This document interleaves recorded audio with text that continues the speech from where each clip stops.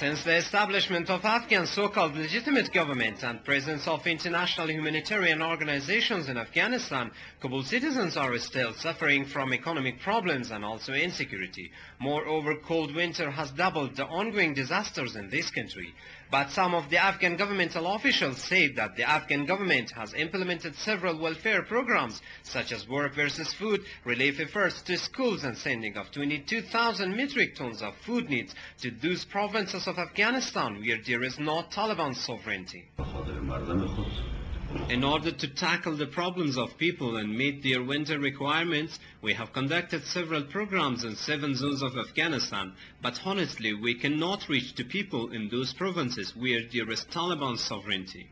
The responsibility of Afghan government officials in providing social welfare has trebly concerned the people in Afghan capital. Some officials say that weakness of Afghan government and foreign troops in implementation of long-term development programs and misuse of foreign contributions undermine the popularity of Afghan government.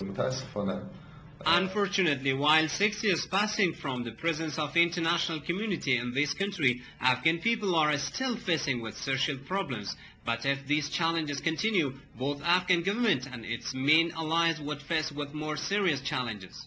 This year, lack of drinking water and electricity has trapped Kabul residents with the first heavy snow and high prices of foodstuff. Poor children who expect Afghan officials to look into their problems are busy with working on the streets of Kabul to meet their winter needs.